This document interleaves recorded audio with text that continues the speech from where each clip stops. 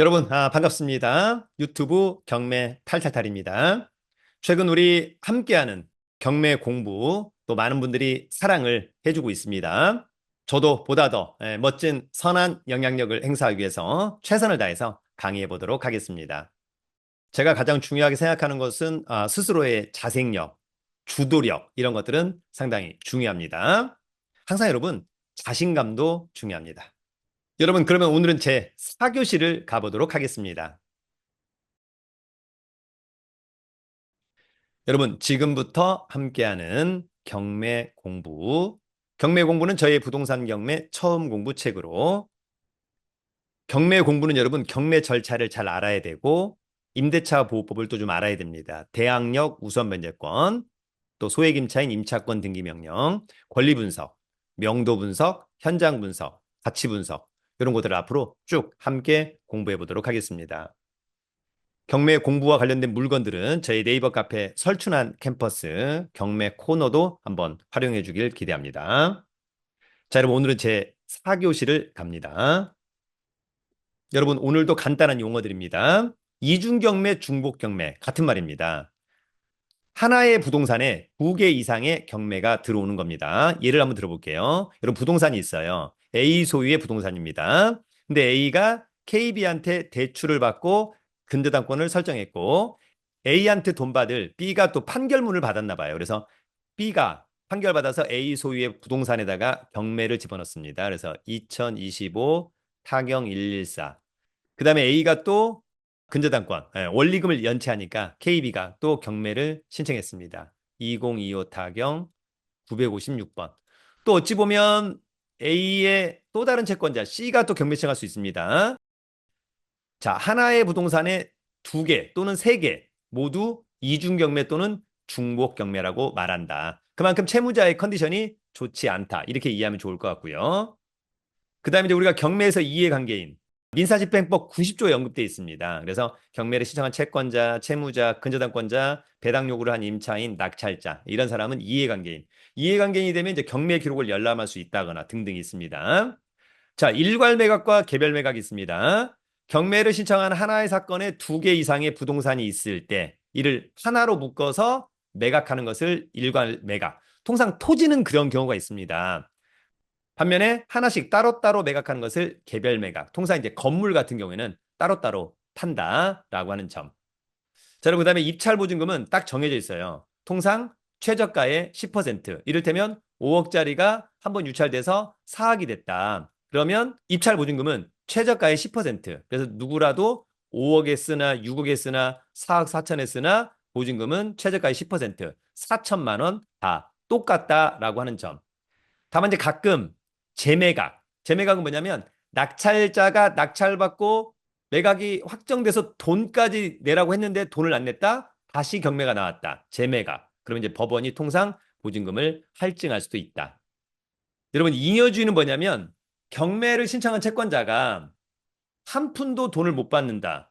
그러면 통상 매각은 불허가 될 수 있다. 예를 한번 들어보면 여러분, 이런 아파트가 있어요. 근데 1월 1일자 근저당권 4억, 2월 1일자 근저당권 4억. 근데 이 아파트가 뭐 4억짜리인가 봐요. 근데 예를 들어서 이 사람이 경매를 신청했다. 근데 4억짜리가 4억에 낙찰됐다. 그럼 배당 어떻게 돼요, 여러분? 앞선 근저당권자가 먼저 우선 변제권이 있으니까 이 사람이 4억 받고 이 사람은 한 푼도 못 받는 거잖아요. 그러니까 법원에서 경매를 신청한 채권자가 한 푼도 배당을 못 받네? 이런 경매를 뭐하러 하지? 매각은 불허가. 뭐 그런 이야기입니다. 자, 더불어서 잔대금 납부 기한. 통상 낙찰자가 낙찰받고 일주일 있다가 매각 허가, 또 일주일 있다가 즉시항고 없으면 그 다음날 확정. 그로부터 한 달 잔대금 납부 기한을 주는 거죠. 그래서 통상은 낙찰받고 한 45일 정도의 시간이 있다라고 하는 점. 그래서 잔대금 납부 기한까지 잔금을 납부하는 순간 소유권을 취득한다. 자, 여러분, 재매각과 신매각.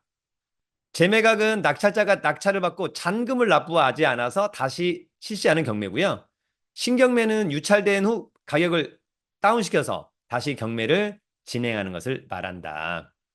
여러분들, 우리가 입찰법정에 가면 맨 앞에 가운데 경매 절차를 리딩하는 분이 있습니다. 집행관입니다.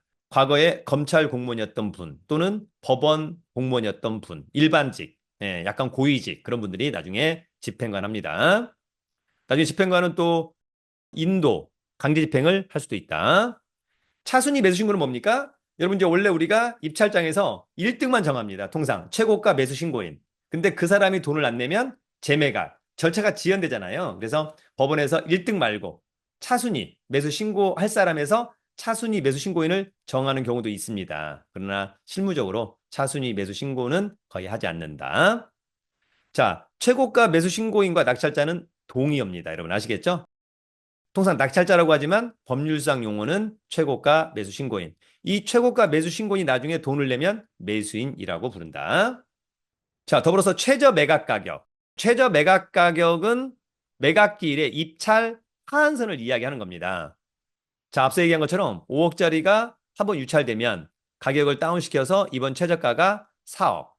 그러면 최저 매각 가격이 4억이에요. 이번 입찰은 최소한 4억 이상을 써야 돼요. 4억, 4억 1천, 5억, 7억. 최저 매각 가격이 4억인데 3억 9,900만 원 쓰겠다? 입찰은 무효. 이런 내용도 함께 알아두기를 기대합니다. 자, 여러분 오늘의 옵션 강의 우선 면제권의 발생입니다. 주택 임차인의 대항력을 예전에 한번 설명을 좀 드렸습니다. 점유와 전입신고, 박모 씨 7월 8일, 7월 8일, 대항력은 7월 9일 0시, 김모 씨 8월 4일, 8월 8일, 그러면 8월 9일 0시, 임모 씨 9월 6일, 9월 4일, 늦은 날 다음 날 0시, 9월 7일 0시. 자, 대항력은 간단하게 암기할 수 있습니다. 그런데 이제 여러분 우리가 임차인들이 배당을 받기 위해서는 우선 면제권이 있어야 됩니다. 우선 면제권이 있으려면 이 대항력에다가 뭐가 있어야 되냐면 확정일자가 있어야 됩니다. 그래서 원래는 확정일자를 받은 날 낮에 우선 면제권이 생긴다. 낮은 0시가 아니라는 거예요. 아침 9시부터 저녁 6시 사이. 확정일자를 이 시간에 받을 수 있는 거잖아요. 예. 그런데 중요한 건 확정일자를 받은 날 낮에 생겨야 되는데 이때 뭐가 있어야 된다? 반드시 대항력. 근데 여러분 이 사람 이때 대항력이 있다 없다? 이때는 없죠. 그래서 대항력이 생길 때 우선 면제권도 같이 생긴다. 자, 이 사람도 8월 5일 날 낮에 우선 면제권 생겨야 되는데 이때 대항력이 있다 없다? 대항력이 없죠. 대항력은 이후에 생겼죠. 그때 우선 면제권도 발생한다. 자, 이 사람은 9월 8일 날 낮에 우선 면제권 생겨야 되는데 이미 대항력이 있나요 없나요? 이미 있죠. 그래서 이 사람은 9월 8일 날 낮에 우선 면제권이 발생한다. 다시 한번 정리하자면 확정일자를 받았을 때 이미 대항력이 있다면 확정일자를 받은 날 낮에 우선 면제권 발생한다. 확정일자를 받을 때 아직 대항력이 없다면 대항력이 생길 때 우선 면제권이 발생한다. 그래서 여러분 기본적으로 뒤에서 또 강의가 되겠습니다만 우리가 선순위 임차인이냐 후순위 임차인이냐 따질 때는 말소 기준 권리하고 요 대항력을 따지는 것이고요. 요 세 사람에 대한 배당 순서는 대항력 아니고 우선 면제권이에요. 그래서 배당할 금액이 있을 때 이 사람이 1등, 남는 게 있을 때 2등, 남는 게 있을 때 3등으로 배당을 받는다라고 하는 점 알아두기를 기대합니다.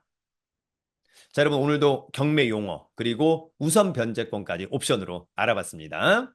여러분 꾸준하게 또 성실하게 최선을 다하는 것이 상당히 중요하다.